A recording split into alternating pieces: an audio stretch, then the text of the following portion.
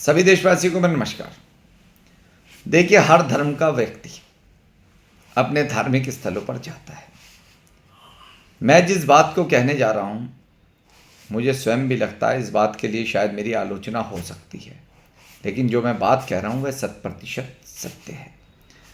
हर व्यक्ति जब अपने धार्मिक स्थलों पर जाता है तो धार्मिक स्थलों के पर जाकर जब ईश्वर के आगे नतमस्तक होता है तो ईश्वर से सिर्फ प्रार्थना करता क्या है कि जो मेरे अंदर की बुराइयां हैं आप उसे समाप्त कर दीजिएगा।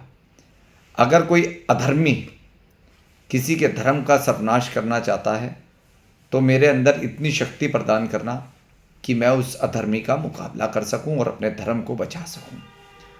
अब ईश्वर के आगे जाकर इंसान प्रार्थना तो ये करता है, लेकिन आज का जो समय चल रहा है मुझे स्वयं ये लगता है और आप लोगों को भी लगता होगा कि इंसान जो है ऊपर वाले से भी स्वयं को बड़ा मानने लगा है। आप ये बताइए, कौन से धर्म के धार्मिक ग्रंथ में लिखा हुआ है कि आप किसी व्यक्ति को खाद्य सामग्री अगर दे रहे हैं, उससे पैसे पूरे ले रहे हैं, लेकिन उसके पश्चात भी आप उसे खाद्य सामग्री में मिलावट कर दे रहे हैं, उसके बच्चों को उस खाद्य सामग्री के खाने के कारण उसे बड़ी बड़ी गंभीर बीमारियों की चपेट में ला रहे हैं, मौत के मुंह में धकेल रहे हैं। किसी धार्मिक ग्रंथ में नहीं लिखा। आप बेवजह ताकतवर होने के पश्चात किसी कमज़ोर का उत्पीड़न कर रहे हैं तो किस धार्मिक ग्रंथ में लिखा है कि आप कमज़ोर का उत्पीड़न कीजिए? किसी धार्मिक ग्रंथ में नहीं लिखा। आप ताकतवर होने के पश्चात बहन बेटियों के साथ गलत कर रहे हैं, किसी धार्मिक ग्रंथ में अगर यह बात लिखी हुई हो तो आप मुझे बताइएगा, वह भी नहीं लिखी। लेकिन इंसान धन को एकत्रित करने के लिए दूसरे को धोखा दे रहा है, बेईमानियां कर रहा है, हर उस कार्य को कर रहा है जो हमारे किसी भी धार्मिक ग्रंथ में नहीं लिखा, और उसके पश्चात भी उस कार्य को कर रहा है। तो ये सब आप भगवान को ही तो धोखा दे रहे हैं।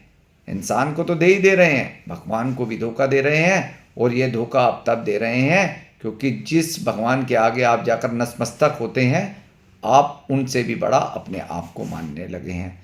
इसीलिए किसी भी धर्म का व्यक्ति है, अगर वह अपने धर्म के अनुसार भगवान के आगे जाकर नतमस्तक हो रहा है और उसके पश्चात भी गलत कार्य को कर रहा है, तो वह व्यक्ति या तो अपने धार्मिक स्थलों पर जाना छोड़ दे और यह फिर गलत कार्यों को करना छोड़ दे। तभी आपके अंदर भगवान का भय हो सकता है। अगर आपके अंदर भगवान का भय नहीं है तो अपने धार्मिक स्थलों पर ही जाना छोड़ दें। इसी के साथ मैं अपनी वाणी पर विराम देता हूँ। धन्यवाद।